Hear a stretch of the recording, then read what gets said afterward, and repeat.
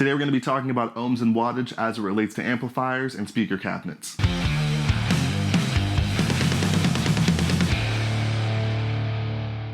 Hello, my name is Kevin Bull Jr. and I'm a studio and live bass player from Woodbridge, Virginia. I post videos about bass tips, tricks, and covers. If that's something you're into, consider subscribing. We're going to have a lot of fun. With regards to ohms and wattage within our gear, it can be incredibly useful and more safe to understand how they operate. With all amplifiers, you're going to have three main parts. You're going to have a preamp section, a power section, and the actual speaker itself. So the preamp section is basically, the knobs that you're used to, the EQ, gain, and the master volume. All of that is the preamp.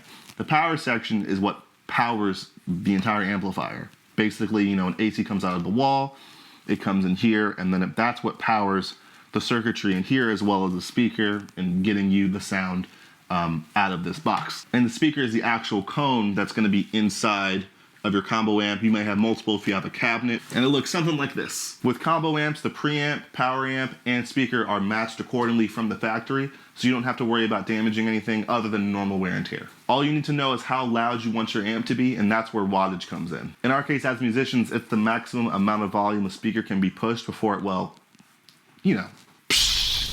And if there's a PA system available at the venue, the amp is really just going to be your monitor. The PA system is really doing the heavy lifting to get your sound to the audience. For bass, I recommend around 350 watts. I think that'll give you a good level, plenty of headroom, and will allow you to compete with other instruments in your band, especially drums. If you have a separate head and cabinet setup like I do, you want to make sure the wattage of the head does not exceed the wattage of the speaker cabinet, or you risk blowing your speakers way sooner. All right, now we're going to switch over to ohmage. When it comes to ohmage, or ohms for short, it can get a little complicated, especially when I first learned about this. With any circuit, resistance is needed to ensure that it doesn't blow itself out. Again, if you have a combo amp, all of this is matched up at the factory, so you don't have to worry about it. When it comes to separate head and cab setups, this is where we need to pay close attention to what we're connecting. A simple rule is that we need to make sure the ohmage of the speaker cabinet is equal to or greater than the ohmage of the head. Now, all this information will be laid out for you in the owner's manual or the back panel of the amplifier and cabinets. Now, if you don't have the manual handy, perhaps it was used, you can easily look up the model on Google. Usually on the manufacturer's website,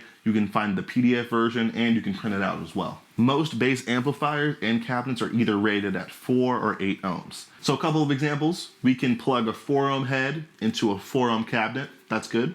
We can plug a 4 ohm head into an 8 ohm cabinet, good as well.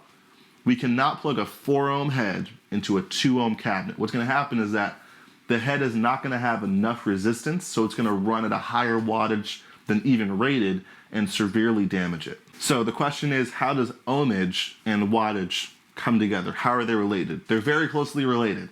So I'm going to reference my own gear, my own setup, just so you guys have a better understanding on why I chose this specific gear that I have, that I tour with, that I travel with, and hopefully this can give you some insight on what you can do with your setup. And a quick side note with amplifiers, you'll sometimes see different ohmage and wattage ratings, which will just allow you to use a variety of different cabinets and head combinations together. So for my setup, I have this GK head, the GK MB500, this little silver part right here in my rack, and then I have my GK 210 cabinet as well as a Fender Rumble 410 cabinet. So the GK head can run at 500 watts at 4 ohms, and it can also run at 350 watts at 8 ohms, which means if I plug a 4 ohm cabinet into this head, it will run at the full 4 ohm to 4 ohm 500 watts.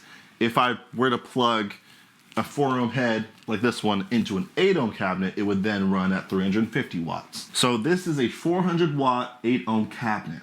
So when I plug this into my MB500, it'll see it as 8 ohms and drop the wattage down because there's more resistance to 350 watts, which is good. I'm running a 350 watt head into a 400 watt cabinet. So even if I turn this thing all the way up, which will get me that full 350 watts, I still have headroom, I'm not blowing the speaker, which is great.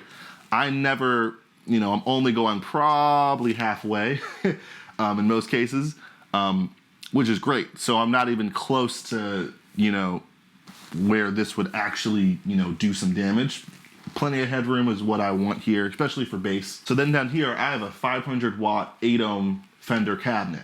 Same idea. I plug this cabinet into this head, it sees it as 8 ohms, it will run 350 watts into this cabinet, which is 500 watts. more headroom. So typically I do this because if I'm just needing a smaller rig, it's a smaller venue, or even for rehearsals, that's mainly why I do this. I'll take just these two because I'm not going to be running it that loud, and for whatever reason, if I need to really crank it, I'm not blowing this stuff. I still have plenty of headroom. Then for larger venues, I'll just take this head and my 410 cabinet. That way I have much more headroom so I can really crank the head and not worry about messing with these speakers. So the question is, why do I have two cabinets? Well, in Ohm's law, it's stated that if you have two speaker loads of the same ohmage, these are both 8 ohm cabinets, and you plug both of them into your head, the head is now seeing it as one 4 ohm load. So if I take two speaker cables and I plug this speaker and this speaker into this head, I'm now dropping the impedance down to 4 ohms through these two speakers, which means I'm getting the full 500 watts that this is rated at between these two speakers. So if the gig, is just huge and it calls for like a really, loud bass sound, I'll take both of these guys. I'll run at 500 watts and I'll have, volume as well as headroom, because 400, 500, that's 900 watts of power that's split between these two, which is really awesome. So, I'm not even going to be near, the possibility of blowing a speaker because I'm rated at, 900 watts together, a 4 ohm load. This head can only pump out 500 watts. So I'm getting a lot of volume, a lot of headroom. That's why I have this combination right here. And it served me really well. I like these guys. They fit in the car really nicely. I can just stack them, which is super cool. But yeah, that is my setup. That's what I have. And hopefully this can inspire you if you're looking to buy something similar to this. All right, guys, that's all we're going to talk about today. Please, if you need to rewind, rewatch, it can definitely get a little confusing, especially when I started to learn about this a few years ago. Thank you so much for watching. Like, subscribe, do all those cool things, and I'll see you guys in the next one.